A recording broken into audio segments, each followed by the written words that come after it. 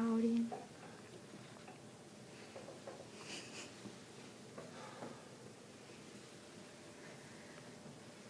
Imagine being able to understand everything that is going on around you. Hear every word that is being spoken to you. Feel and see everything that's brushing your skin, and smell every aroma that fills the air. Now, imagine being unable to respond to any of that. Unable to move your hand, unable to shake your head, and unable to speak a word.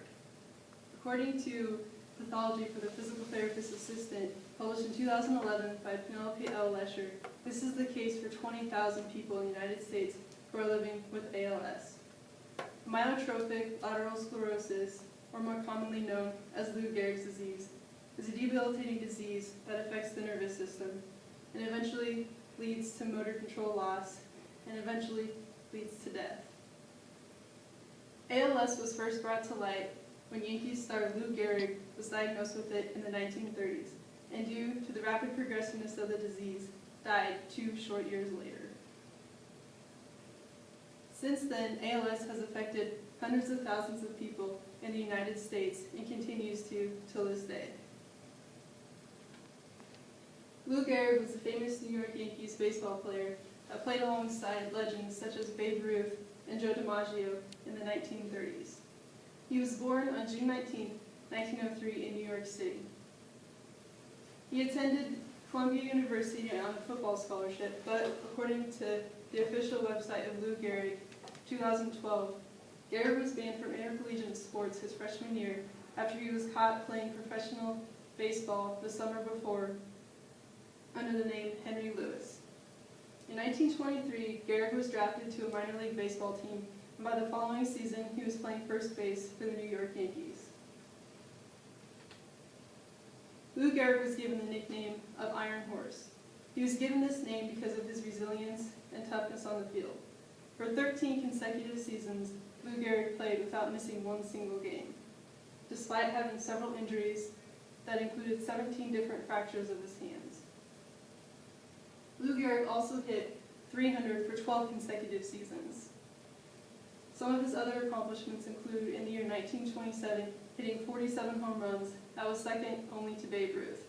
Till this day, he still holds the record for most career Grand Slams hit with 23. Perhaps his most outstanding accomplishment, though, came when he played 2,130 consecutive games without missing a single one. This record stood until the mid-90s. In the season of 1938, however, something happened that had not happened in the previous decade. Lou Gehrig's batting average dropped to below 300. He struggled to find the power that he once had. At first, doctors blamed it on a gallbladder issue. However, as the season progressed and Lou Gehrig was unable to complete even the most routine plays without stumbling, he decided on May 2, 1939, to withdraw himself from the New York Yankees lineup, and that is where his consecutive streak game ended. More than 62,000 fans packed Yankee Stadium on July 4, 1939, to honor Lou Gehrig as he retired and said goodbye to the game of professional baseball. It was there that he gave one of the most memorable and emotional sports speeches ever. According to MLB.com, 2003, Lou Gehrig finished his speech with saying, "I may have been dealt a bad break, but I sure have an awful lot to live for." Lou Gehrig finished out the remaining of his life working with troubled youth. He died 2 years later with his wife by his side.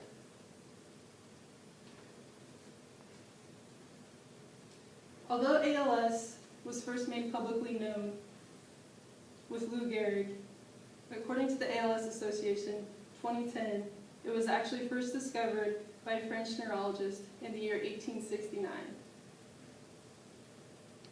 ALS is a progressive disease that affects the nervous system. It leads to eventual motor control loss and eventual complete paralysis. It affects the motor neurons in both the brain and the spinal cord. The brain works by sending messages from the brain to the spinal cord out to the muscles of the body. When the motor neurons are affected and die, it disrupts this process and it can no longer occur, so we lose all voluntary movements in our arms, legs, and trunk.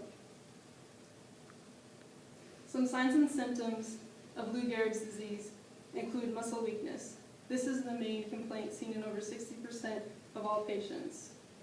At the beginning stages, it affects both the hands and the feet most. A person may no longer be able to grip objects like they once could, and they may not be able to lift even the lightest of objects. They also have difficulty walking, as their foot may no longer clear the floor when they walk, and they may stumble. Another deficit seen is with speech. As they begin to lose more motor control, their speech begins to slur, and the words get tougher and tougher to understand. Perhaps the most devastating, though, is when the muscles that assist in breathing begin to be affected by ALS. When this happens, a patient is reduced to being on a ventilator for the remainder of their life. Throughout this entire process, however, sensory is never lost. That means the patient can still feel, hear, see, and smell throughout their life. They just have no voluntary movement control anymore. Throughout this process, their mind also stays completely intact. They don't lose any type of cognition and can comprehend everything someone is saying to them. Life after diagnosis includes an average lifespan of just 3 to 5 years once Lou Gehrig's disease is known as the cause. Although this is the average, it is possible for patients to live 5 to 10 years, and a smaller percent of that live anywhere from 10 to 20 years. The main cause of death after Lou Gehrig's disease is diagnosed is respiratory failure. The patient no longer has the ability to breathe. There are some special cases of Lou Gehrig's disease, however, including Stephen Hawking. Stephen Hawking was diagnosed as having Lou Gehrig's disease in 1963 at the age of just 21. However, he has lived for nearly half a century with this disease. Although he's confined to a wheelchair these days and no longer has the ability to control any of his body movements, he's still an inspiration to hundreds of ALS patients who were newly diagnosed with this disease. Myotrophic lateral sclerosis was first made publicly known when Lou Gehrig was diagnosed with it in the 1930s, and it continues to affect hundreds of thousands of people in the United States.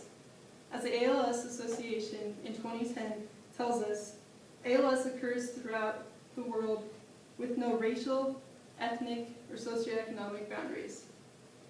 ALS can strike anyone. Every single American is threatened by this disease. Thank you.